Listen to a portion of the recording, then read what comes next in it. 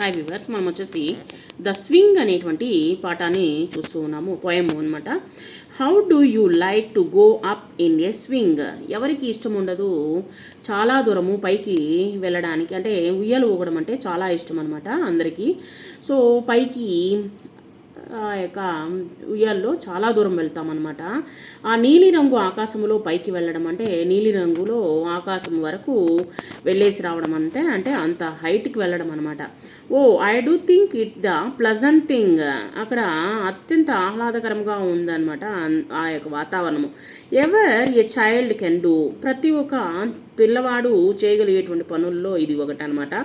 పిల్ల కావచ్చు, పిల్లగాడు కావచ్చు, అందరూ వచ్చేసి ఉయ్యలు ఊగడం అంటే చాలా ఇష్టపడతారు. Up in the air and over the wall. అదే కాకుండా ఎక్కడికి వెళ్తారు? గాల్లోకి మరియు గోడ అవతల వైపుకు వెళ్ళడం అంటే అంటే అంత పైకి వెళ్ళి మళ్ళీ తిరిగి రావడం అనమాట. అది చాలా ఇష్టం అనమాట. Till I can see so wide rivers and trees and cattle and all over the countryside. నేను వచ్చేసి పైకి వెళ్ళినప్పుడు నేను ఎంత దూరం చూడగలను అంత దూరం వచ్చేసి నదులు, చెట్లు, పశువులు మరియు అన్నింటిలో ఉన్నటువంటి ఆ పల్లెటూరు యొక్క అందం వచ్చేసి నాకు కనిపిస్తూ ఉన్నది. అంత ఎత్తుగా అట్లా వెళ్ళి చూస్తూ ఉన్నప్పుడు, అంటే ఆ యొక్క ఉయ్యాల ఊగుతున్నప్పుడు,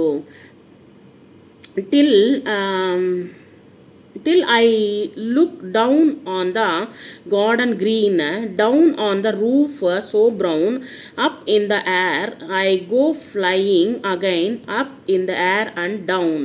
సో నేను వచ్చేసి ఆ యొక్క పచ్చని తోట నాకు కనిపిస్తూ ఉన్నది. అక్కడ నుంచి చూస్తూ ఉన్నప్పుడు down on the roof so brown, నాకు వచ్చేసి అక్కడ నుంచి గోధుమ రంగులో పైకప్పు అనేటువంటిది నాకు క్రిందకి కనిపిస్తూ ఉంది. గాల్లోకి నేను మళ్ళీ ఎగురుకుంటూ వెళ్తాను, గాల్లోకి మరియు కిందకి అంటూ పైకి కిందకి ఆ అమ్మాయి వచ్చేసి ఉయ్యలు ఊగుతూ చాలా సంతోషముగా ఉయ్యలు ఊగుతూ ఈ యొక్క ప్రకృతిలో ఉన్నటువంటి అందాలన్నింటినీ చూసి మనకు చెప్తూ ఉందన్నమాట.